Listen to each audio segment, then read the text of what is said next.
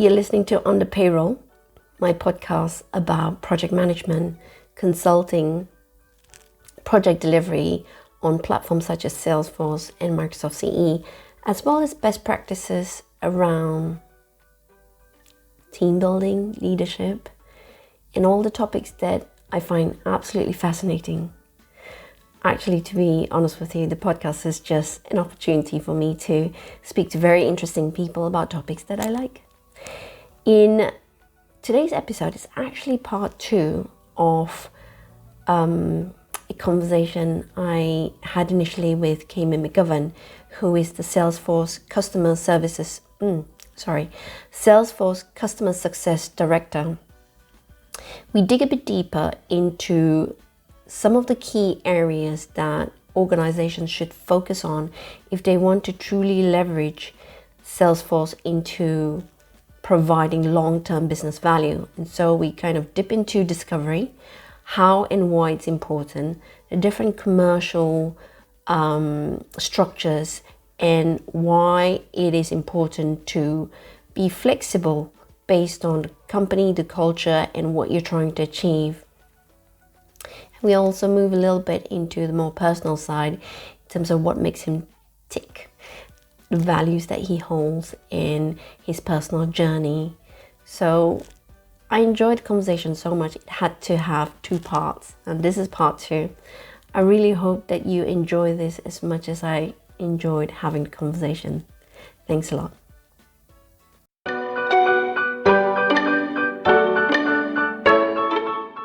Hello, Cayman. This is our second part 2 of our podcast conversation.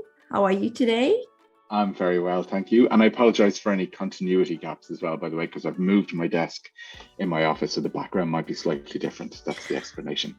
I was wondering about that. I was thinking, have you gone on holiday? But no, we have occasionally in Ireland we get the sun, and my desk was facing the window, and I was never getting any light. It was all just blocked by the monitor. So this is a much more friendly way of doing things, I think. I was just thinking about our recent weather and the sun that we're getting. I don't think you're going to find yourself just with one side suntan. That's true. Yeah, that's true. I might need to rotate over to the other side of the desk, but we don't get enough sun really for that to be an issue here. So it's not too bad. Okay. So on our last session, we had a really good conversation and a really big topic that we kind of ended on, which I kind of want to pick up again, was so we were talking about what are the key things that customers face, key challenges that they face when implementing Salesforce, and what are the top 5 mistakes I asked. And your answer both surprised me, and maybe I shouldn't be surprised. And your answer was you could boil it down to 1, which was the lack of executive support. And I loved the fact that you also talked about adoption and how Mark Benioff started the adoption around usage of Chatter and so on and so forth. So that was really, really interesting. Where I'd like to take the conversation now, following from that, is so a company has decided that Salesforce is the way to go. They can see the benefits and they have strong executive support. How would you advise them in terms of the decisions they have to make around the implementation? Mm-hmm. Do they go down the route of let's build a center of excellence ourselves, or let's get a partner? How do you approach that particular question? I think it really depends on the size of the customer and the ability that they have for implementation work themselves. I work with primarily enterprise customers now, and so self-implementation is more frequent, but it's still not a given. I think one of the key pieces of value that a partner brings is experience in implementation. So while the customer is generally very skilled in their own area of business, typically that doesn't involve large implementations of software projects. And the partner will have a point of view, will have a background of doing similar work in similar organizations, and you can learn from the mistakes of others in that sense. There is a lot that a customer can do for themselves, and I don't know if I used this analogy the last time, but it's the more knowledge that the customer has about the product and how it works, the better position they'll be able to do it, even just to get the most value out of the partner. If it's a billable hours contract, for example, you really don't want the partner, or you really don't need the partner doing things like building reports or building custom fields or custom objects. That's stuff that you can do quite simply yourself. You really want the partner looking at the data model, the integrations, any custom code, things that doesn't really make sense for the customer necessarily to learn to do themselves. So I would look for sure, any industry specialization is really useful, particularly where you get to the more specialized industries, for example, like media, where there can be a number of different subsections of media. Has the partner ever worked in those type of industries before? And then the cloud expertise. A lot of partners as well will work with ourselves, to supplement if they know 90% of the products that they're installing really well, and then there's maybe a new product that they're not as experienced on, they might supplement that with an engagement through our services team. So as I say, it really depends on the size of the customer and their appetite for that. There can be quite a steep learning curve. So it's always a case of, do you save time or do you save money? And I would say, particularly for those large transformative projects, having a partner involved will cost you more money, but will save you time, certainly in the short term in terms of the implementation, but also over the longer term where the product is a better fit. Thank you for that. Following on from that, if you look at the customers that you've had, and for those who have engaged a partner, what are the elements that make a great partnership between the customer and the Salesforce partner that kind of ensures long-term value in terms of the project that's being delivered? In a word, communication. It's taking your time, doing the discovery, for the partner having a point of view and feeling comfortable in pushing back. And we see it where you might have a smaller partner or a partner who's new to the market, maybe not comfortable in saying to a customer, I don't think you should do it this way. Where they say a little knowledge is a dangerous thing, and the customer has maybe experience of doing things in a particular way. I've seen challenges where a customer, where there have been assumptions made, and the partner has been reluctant or unwilling to challenge those assumptions, and they haven't had the clarity that they may need, and they've said, okay, we'll assume that they mean this, and we'll implement based on that, in order maybe to get things done quicker, to bring it in on time. And then the customer has seen that product and said, this isn't what we wanted, or this isn't kind of what we thought we had asked for. And so that's quite a tricky situation to solve, because the partner has done good quality work, for example, but it's just not the work that the customer is expecting them to do. I also think, if I can say, humility, where the partner will say, there is an area of this project that we are not comfortable. We don't have the necessary experience, and we may need some additional help. So whether that be through, whether they give that to another partner or they come and talk to us, you will find a lot of partners will think we can't admit that we don't know this. We are supposed to be the experts. And then whenever that happens, there can be some challenges too. That's a really interesting point. Let me just take you back to the first point you were talking about. Why do you think some partners aren't able to push back? Well, as I say, sometimes when they're new to market, or it's a new venture, and they frankly, they really need the business and they can't afford for the project to fail, they feel like, let's just work on what we have. for bigger partners, this is an issue as well. I'm not talking from any specific experience, but there can be a state where a partner might have, 5 projects on the go. They're under-resourced. They need people to move quickly from one project to another. So where there is a path forward, they take it, even though they if they were working on a single project and had unlimited time and an unlimited budget, their better instincts might say, we really should validate this before we do anything with it.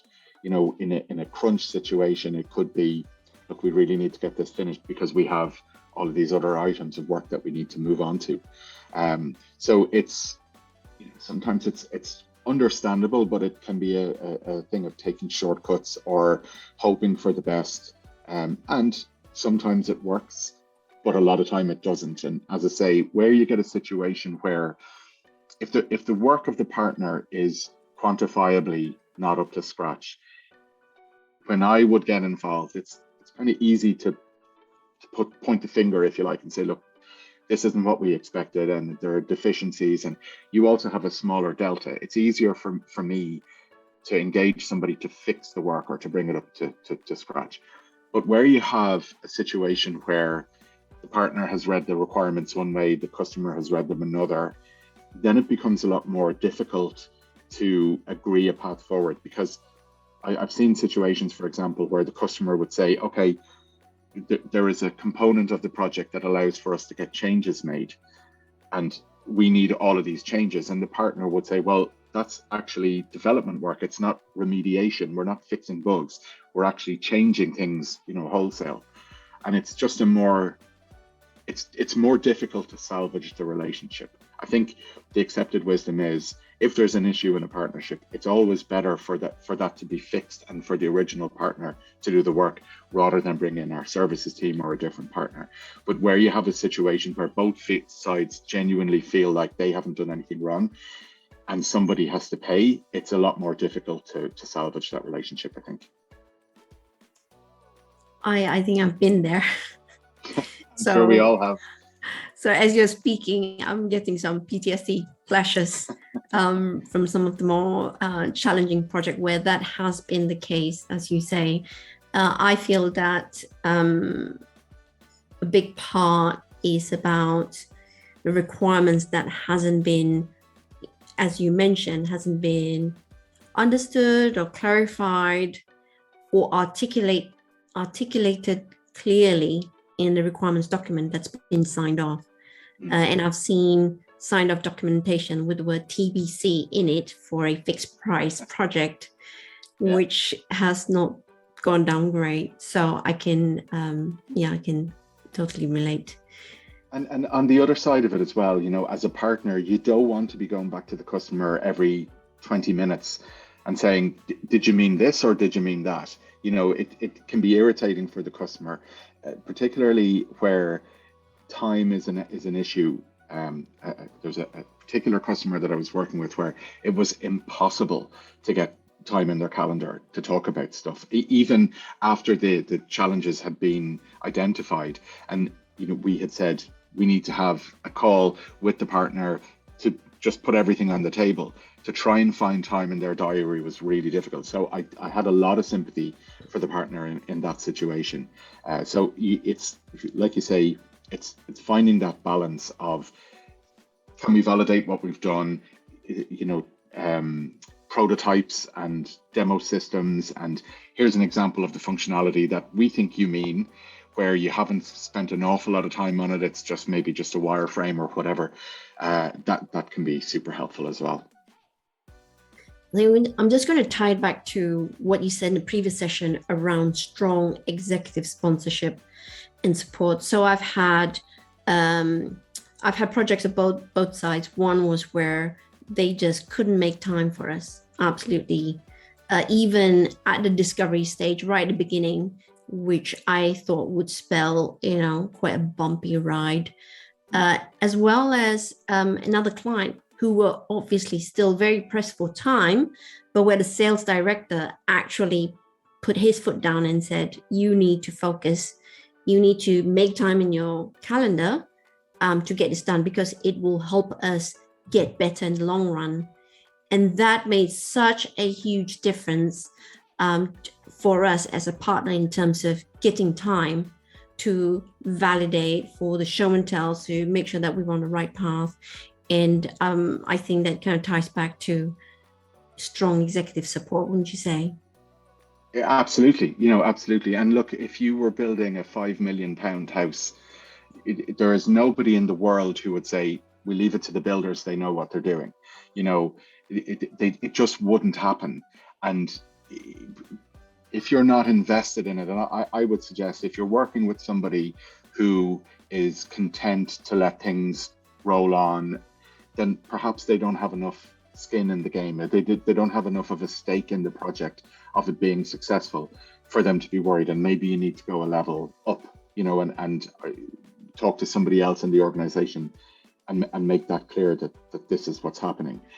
Similarly, if you're a builder, if you're building a house and you don't have the homeowner, I would say as a responsible builder, you should stop the project and say, look, this is something that we maybe need to come back to, because I don't want to build something that you're not happy with, but also I don't want this to go on for 6 months and for me to build what I think you want and then spend another 6 months fixing it. So there's responsibility on both sides, I think. I'm going to steal the analogy because I like it so much. Because it explains the situation so well.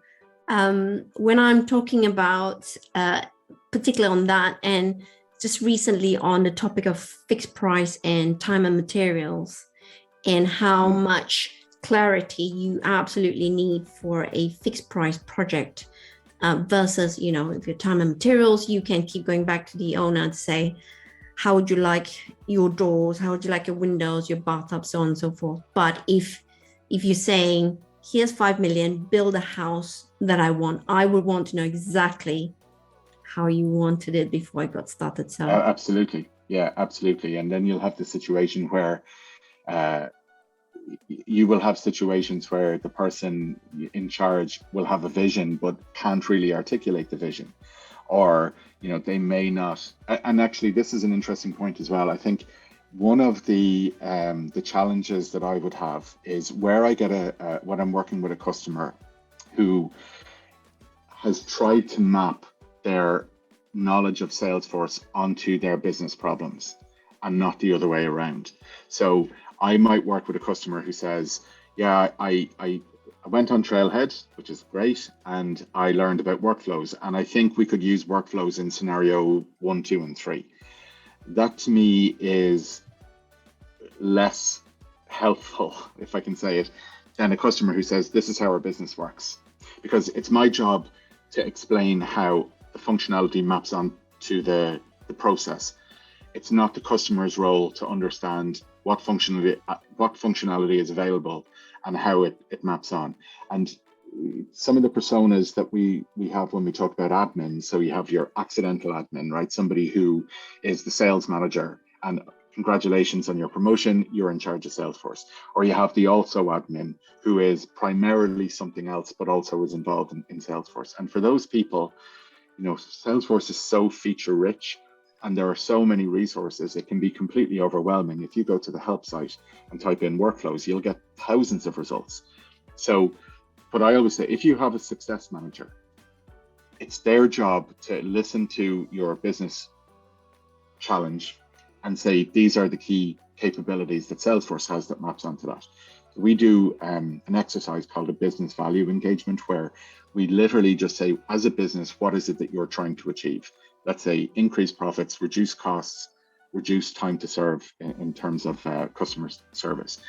And then we start to break those down and we say, okay, for example, increase profits, you want to upsell to your existing customers, you want to sell to more customers, here are the capabilities within Salesforce.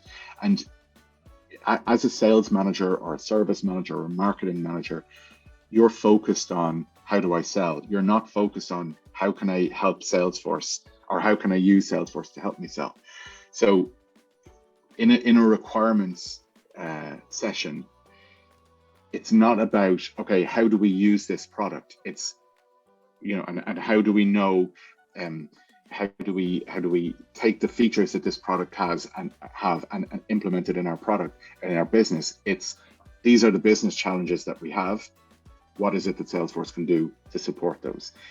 The other thing as well is that if you take that approach, when people actually go to use Salesforce, it just reflects what they're already doing. It just supports what they're already doing. Whereas if you have somebody, and this happens when I was working with smaller customers, this used to happen all the time, where they'd say, we have this report and it's copied from a previous report. And what they do is they export it to Excel, and then they move column 1 and column 2, and then they put in this formula, and then that's the actual data. Who's going to want to work like that? You know, your sales staff are going to look at that and go, this is ridiculous. It's so easy. If you tell me what you want the report to show, and I'll show you how to build it. It's much better for adoption to take that approach as well. Oh, fantastic. Thank you.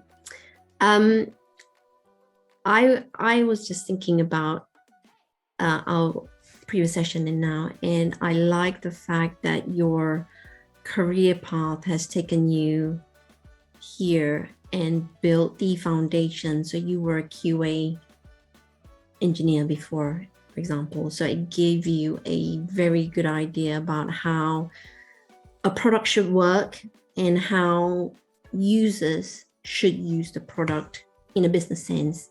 So I'd like to turn the conversation back to you, even though I thoroughly enjoy you sharing so much wisdom around the best practices in implementing projects. But I'd like to come back to you and your path. If you can share this with me, what are some of the biggest mistakes you think that you've done in your career that you've learned the most from, and how did you overcome? Wow, that's a great question. Biggest mistakes. I would say probably one of the biggest mistakes that I made, particularly back in the QA and development days, was hoping that problems would resolve themselves without my intervention or without me owning up to them. So I had a couple of situations where I made a really bad mistake, I remember one time deleting the binary directory from a platform that I was using, and not really understanding what I had done, but understanding that, okay, this platform, it was Stratus Continuum Box, really dates me, but understanding that it didn't work anymore, and kind of, you know, this walk away whistling, kind of maybe nobody will know, and obviously the problem got much worse.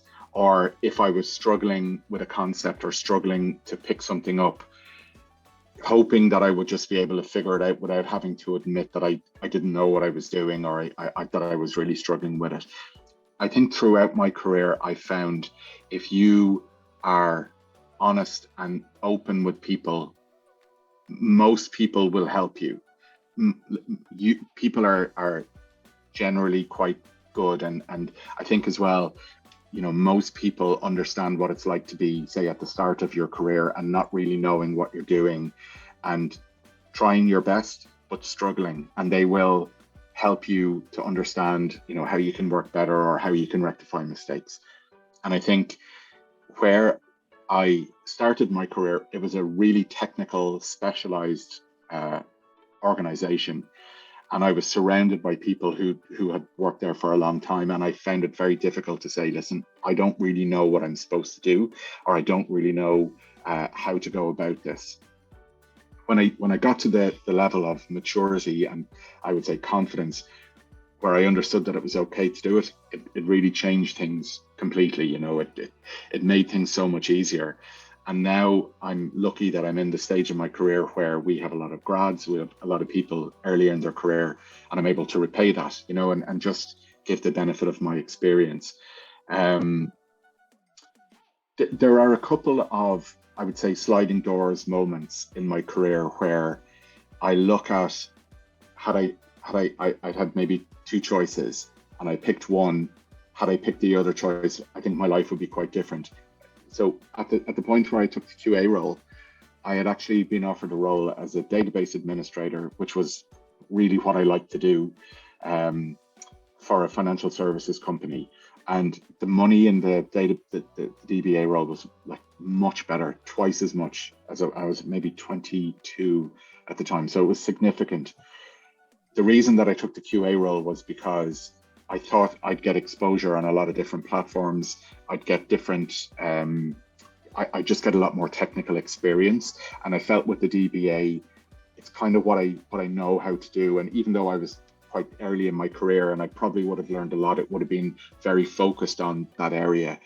And I often reflect on that and think that was one time where I really made a sensible decision, and really just kind of proactively went after something that I really wanted, rather than just said, well, the money's better, I can do it for a couple of months.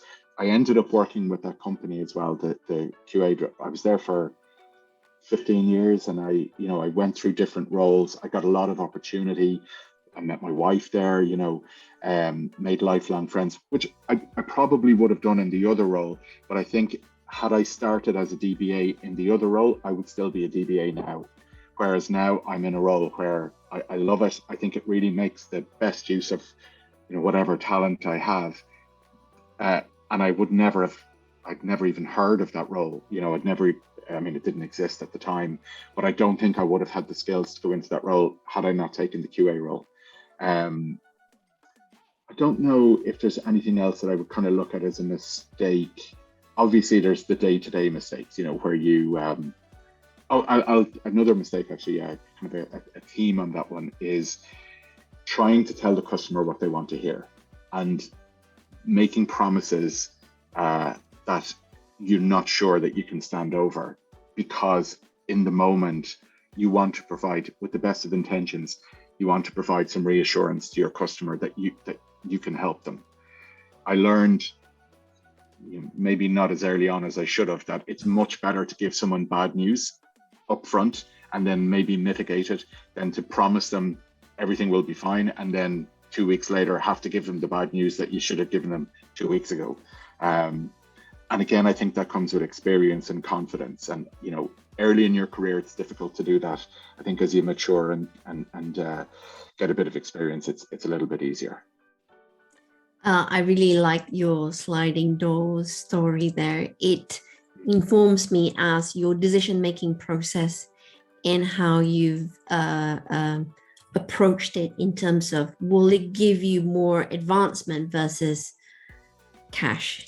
Although I think that kind of tempting decision would have been an easier one for anybody else. Is that how you make decisions as a rule?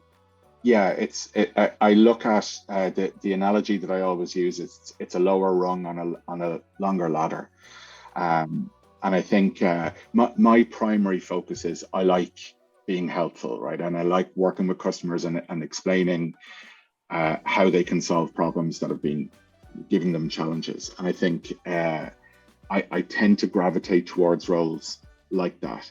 When I moved into the role that I'm in now, it was definitely, you would be the most junior person on the team, the one, a good tenure in Salesforce, but not in that role.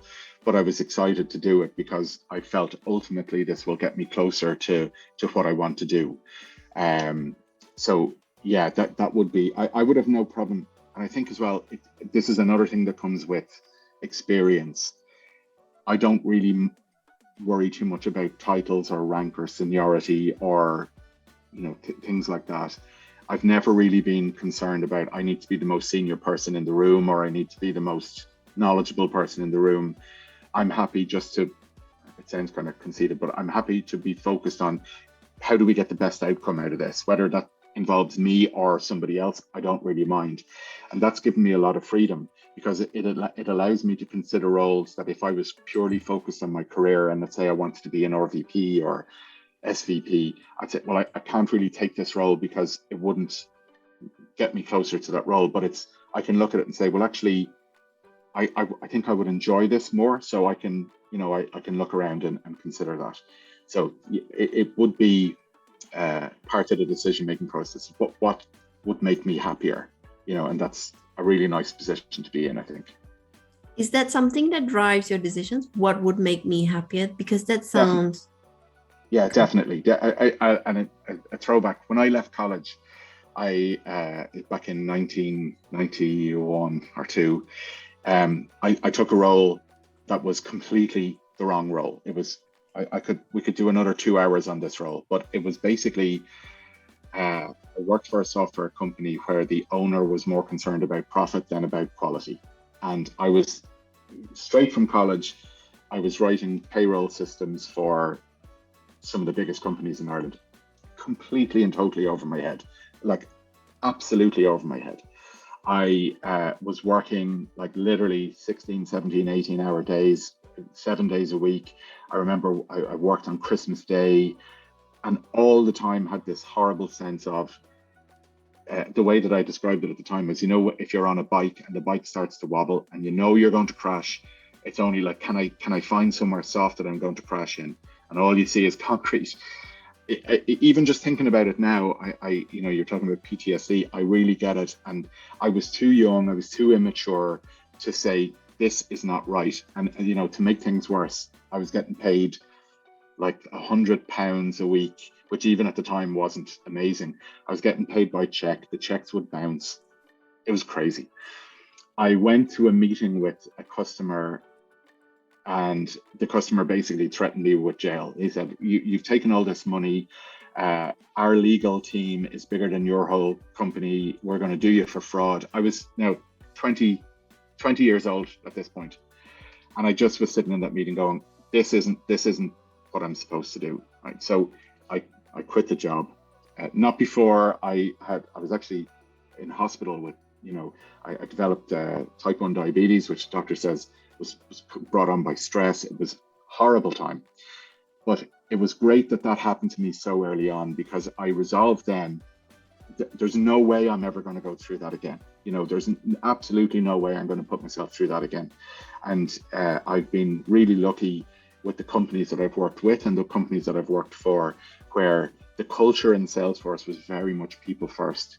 And in my last company as well, it was very much people first. They really looked after you, and it was very stable. It was very structured. That's exactly what I needed. But I would look at, and I talk to friends of mine that are in a similar situation, but they're in it now. And now they're kind of stuck because they have a mortgage, they have kids, they think it might be difficult to find another role, and they can't walk away from that position. I was really lucky that I was living at home with my parents. I had no outgoings, so it didn't really matter. I could just walk away from it. But that definitely informed my decision-making process for the rest of my life, and will do for the rest of my life. And we're really lucky. We live in rural Ireland. Cost of living isn't really high. So if I wanted to, or if I needed to, I could take a job. I would be happy, say, if Salesforce ended tomorrow, I'd be happy to work in a hotel, or do whatever. I quite like to work as a consultant with nonprofits, but I don't need to worry about, I need to earn a certain amount of money, to maintain my standard of living. We can live cheap as chips. But that was part of the decision-making process for moving here, was how do we ensure that we're not in a position where we have to take a job that for my wife as well, that we have to take a job that's like that first job I ever took. I wouldn't put myself through that again. It sounds like you're very fortunate to experience it so young, because absolutely, yeah, absolutely, an absolute blessing, absolute blessing. And I look back and I think if I could change things, would I wouldn't, because it was the wrong experience, but at the right time. Yeah, for sure. Yes, I think that's a good way to look at experiences like that. It either informs you for the future or it beats you down.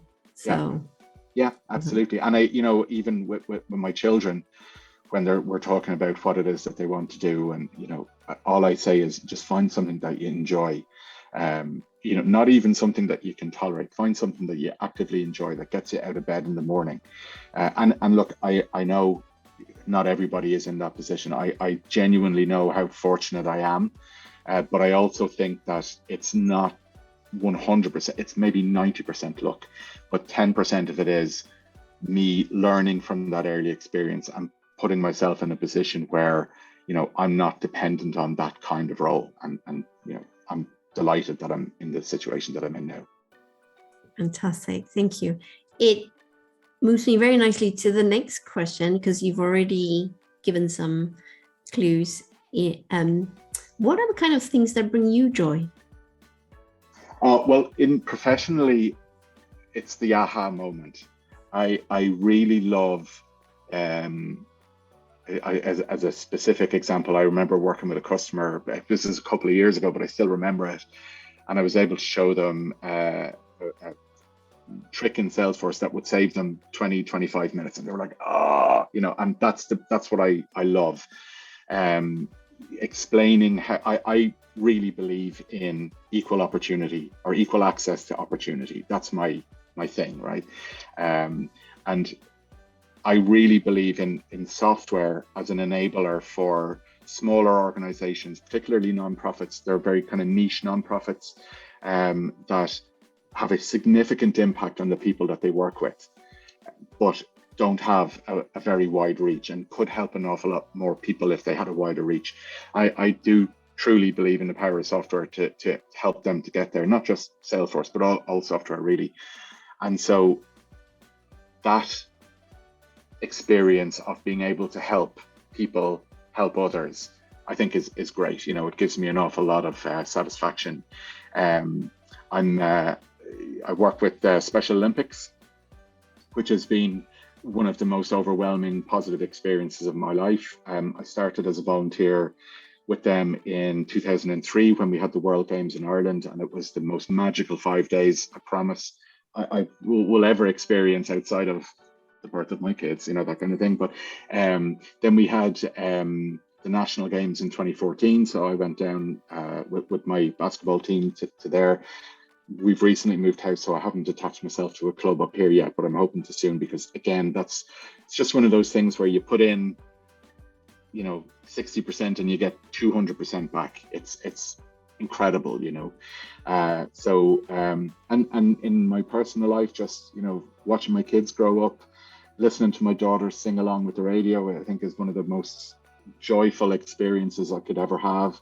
Looking at my son as he's getting into the world, and he's forming his own, he's 10 now, so he has his own opinions on things, and up to now he liked the same football team as I did, liked the same movies as I did, which is nice, but it's also lovely to see him develop his own interests. So just simple things like that, just hanging out with my family and spending time with friends is great. That's really very heartwarming to hear.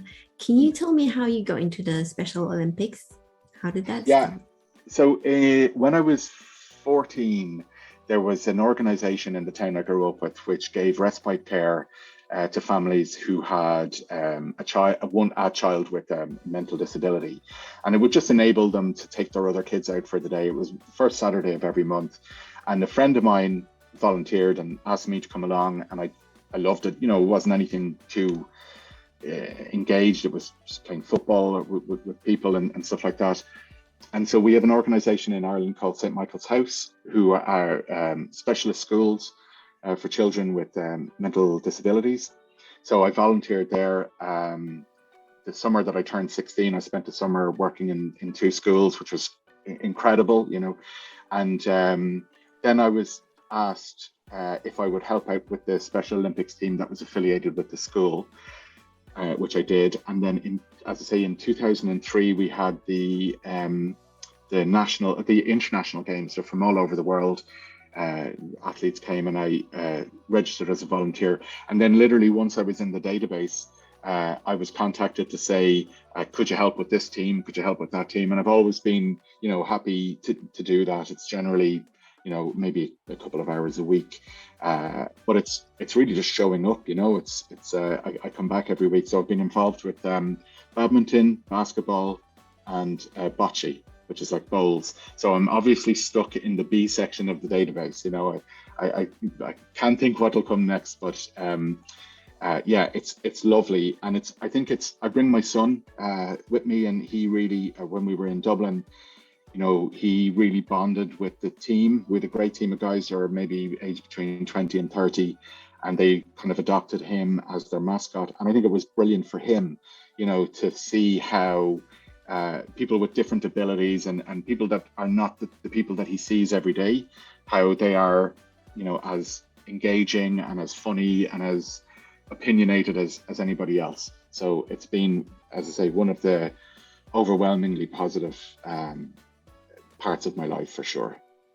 I think it's amazing that you're exposing your son to things like that. It will be experience that he will not get elsewhere in our daily lives, I think. Absolutely. Yeah, absolutely. And, he, when we moved up, he was quite sad, like, to say goodbye to the guys. But I think it's just one of those things where ordinarily he may have no interaction unless there's somebody in your family or somebody in your circle of friends. It's not an experience that he would have. So really the idea is you don't have to treat the guys on the team any differently than anybody else that you would treat. I remember actually one of the training sessions that we did for the volunteers, one of the messages was that you don't call them kids. And I had slipped into that habit as a lot of volunteers where, these are adults, 25, 30, 35, and we'd say, we're out working with the kids, and it's just something that you fall into. But I think it was important for my son to learn that these are adults, these are, humans that have the same value as anybody else. And it goes back to that thing, that equal access to opportunity. I think Special Olympics is fantastic at giving people who normally wouldn't have that access, they can step onto a national stage, into an arena filled with 600-700 people, and play a game of basketball and get the applause that their efforts deserve. And I think that's, it's wonderful. Oh, I like this podcast. It's making me very happy. Just hearing all these stories. Okay, I'm just going to shift the gear slightly and ask you to share what are some raw, unfiltered truths about yourself that maybe no one else knows or realizes about you. I would say I question myself daily as to whether I am equipped to do the job that I'm doing, which is probably the same as everybody else. I think I have a talent for saying things and sounding confident, which, by the way, my son also has inherited. He can talk the most absolute rubbish, and it sounds like it's straight from a Harvard professor. But I think it's that self-doubt and imposter syndrome. I would say imposter syndrome is difficult to overcome. I think I've struggled with anxiety particularly since the lockdown started.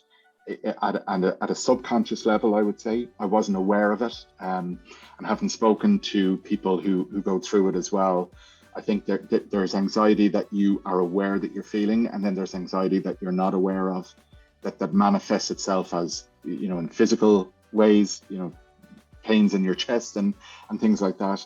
I think that's been a real learning experience, and I've gone from the stage of I can just pretty much live my life the way I want to and everything will be fine, to now being more guarded around I need to carve out time to exercise. I need to carve out time for mindfulness, and if I don't do it, I will suffer the consequences.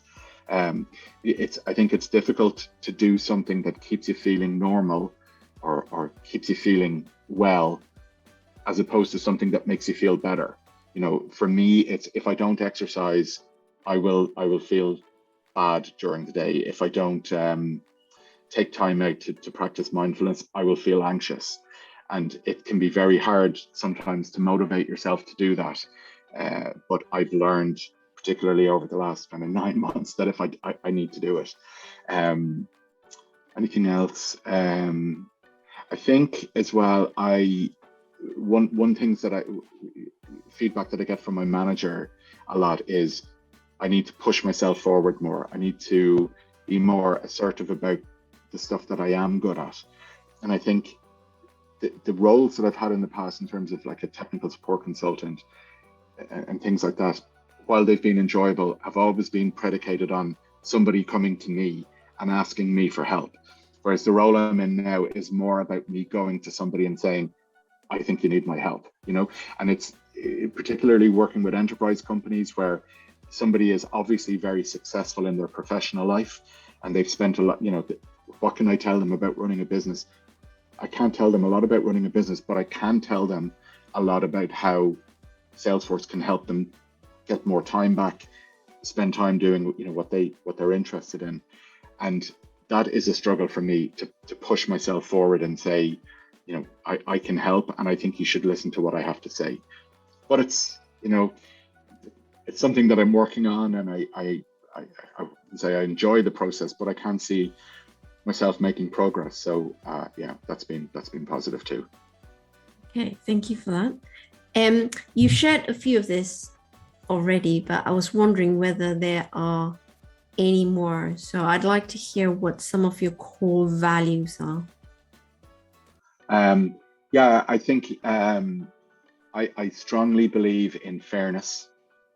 It really irritates me when if I don't get a service that I paid for, and I don't expect our customers to have that experience either. If somebody has invested in our platform, then it's incumbent on us to do everything we can to help them be successful. If for selfish reasons, then any altruistic reasons, it makes complete sense. But I really dislike when I see people getting shortchanged. Not that it happens too often, but it's something that motivates me a lot. I guess coupled to that is integrity. I really do strongly believe that you need to be who you say you are and do what you say you're going to do. I think you can do that 100 times, but if you fail to do it once, you undo all your good work. And I find it very difficult to trust somebody who says they're going to do something, but then doesn't do it. I guess that would be one. And again, authenticity. I think I have no problem with somebody. If somebody says to me, look, I'm not really that interested in this. I have 101 other things to do. I don't really care whether this works or not. That's something that I can work with. But when you have somebody who's saying, oh yeah, I'm committed, I'm going to spend the time, and then they clearly don't, it's very frustrating as well. So yeah, those three things I guess are quite interlinked, the fairness, integrity, and authenticity, but they would be the things that I would consciously try and work on and remind myself if I ever see myself slipping that, these things are important and it's worth making the effort. Okay. And for one final question, I want to be very respectful of your time. What is the thing that excites you right now? What are you looking forward to? Do you have a project or do you have something? I have, so at the moment, I'm nearly 1 year into this role, and I find that things are getting easier. I'm building a really strong relationship with all the customers. I'm going into meetings, looking forward to catching up with people, both personally and professionally.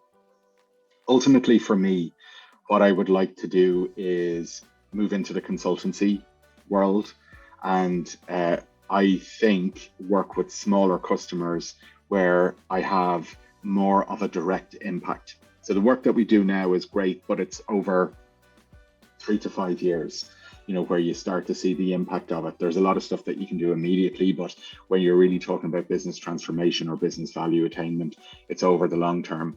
I miss working with smaller organizations where from day one you have a significant impact, and after an hour the customer is in a much better position than they were before that hour. So my project is, or my kind of midterm goal is, I want to get as many certifications as I can. I want to experience the world of enterprise customer success so that I can take what I learn from the big companies of the world and give smaller, maybe nonprofits, smaller startups, the access to that same information that the bigger companies have. That's kind of where I see myself in the next 3 to 5 years, I would say. It looks like you have a very big affinity to charities and not-for-profits, and that your knowledge and your wisdom will bring so much to these organizations. I hope so. I've huge respect for people who, they make that their life mission to do things like that. And as I say, I really enjoy working with the real niche, like things like music therapy, where it's so helpful to a very, even a small community, but for that community, it's completely life-changing. And I really see it as, if I can help them to do that, then that's what I should be doing. So yeah. So that's the first time you mentioned that. I'd like to hear a bit more about this particular music therapy niche that has caught your interest. Well, it was an engagement that I did last year as part of our pro bono program. It was an organization in London. I can't remember the name of it now, which is terrible, but they basically, provided music lessons, musical instruments. I think it was primarily to autistic children who found it difficult to express themselves, through conventional methods. And it was just one of those things where I thought, this is not necessarily something that bigger charities or bigger nonprofits could help with. It was run by somebody who was a musician themselves. They had a passion for it, and it was one of those things where there are a lot of organizations who will help with respite care, with clothing, with nursing and medical needs or whatever. But this is for the people who are impacted by this charity. It's the difference between being able to express themselves and not, or being able to have fun and maybe not. And I think that's really, I love to hear stories like that. So that's the kind of thing that I'm thinking of, is finding those charities or those nonprofits where it's like 2 or 3 people working, really passionate about what they want to do, and just helping them to reach a wider community without having to spend all their time working on fundraisers and things like that. I think that's where Salesforce can be really powerful for them. Two you very much for that. And on that note, I just want to thank you so much. It's been such a pleasure.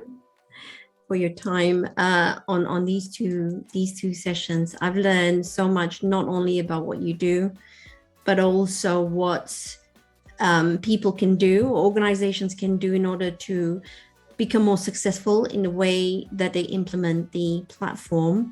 And also I got to know you and yourself as a person a lot more. I like the fact that you have such a bent towards charity and helping others. The Special Olympics is an interesting one that I've not been exposed to so much. So Cayman, thank you very much again for your time.